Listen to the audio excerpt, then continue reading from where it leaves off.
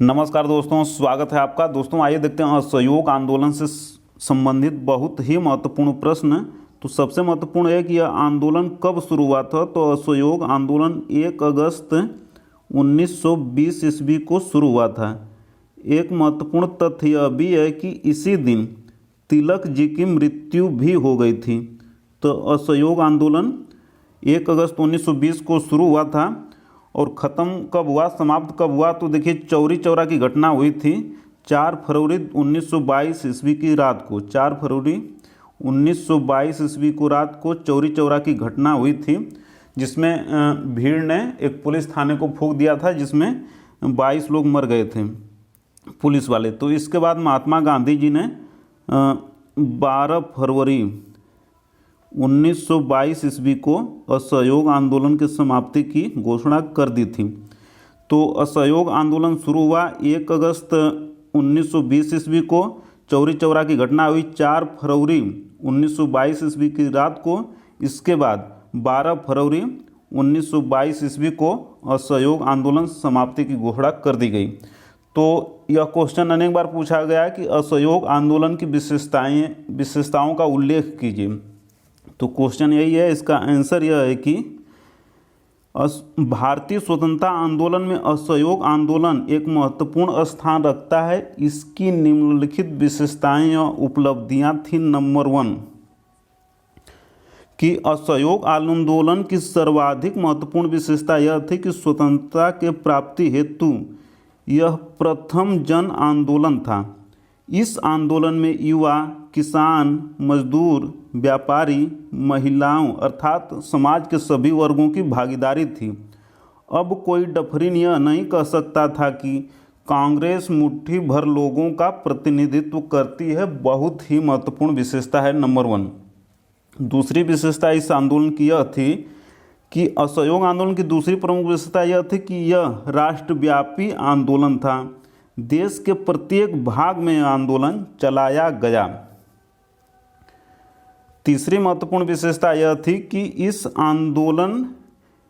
आंदोलन ने राष्ट्रीयता की भावना को सुदूर गांवों एवं कस्बों तक पहुंचा दिया।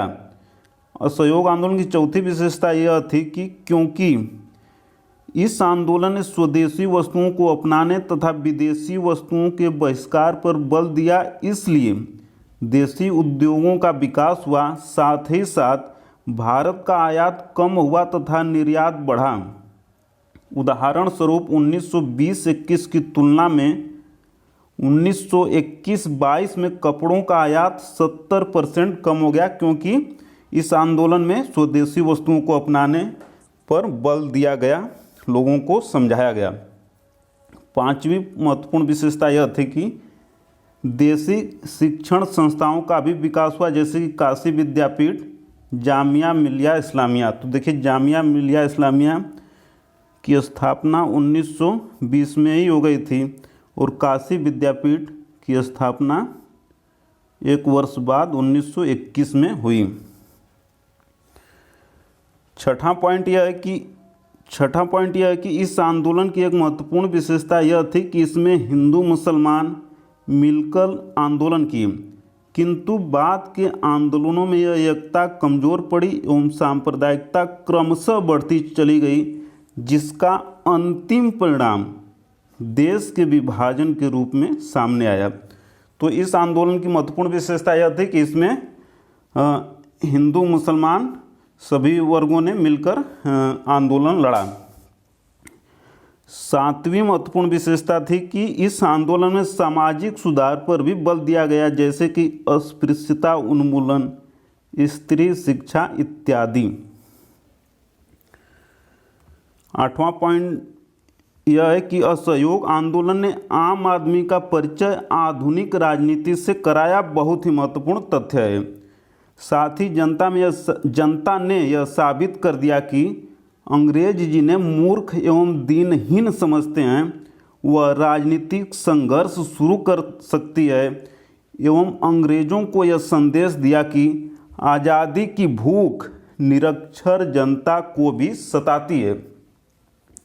नौवां एवं अंतिम पॉइंट यह है कि ब्रिटिश सरकार की खुली अवज्ञा से जनता का आत्मविश्वास अत्यधिक बढ़ गया, जो बाद के आंदोलनों हेतु बहुत ही महत्वपूर्ण हुआ। जैसे कि 1930 में सविनय अवज्ञा आंदोलन चला और 1942 में भारत छोड़ो आंदोलन चला, तो उसमें बहुत ही सहायता मिली इस आंदोलन के द्वारा। तो अंत में निष्कर्ष यहाँ लिख देना है कि इस